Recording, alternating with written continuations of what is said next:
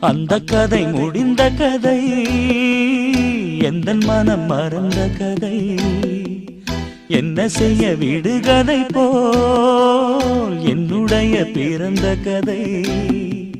காலங்கள் தான் போன பின்னும் காயங்கள் ஆறவில்லையோ, வேதனை தீரவில்லை. சொல்லிவிடு வெள்ளி நிலவே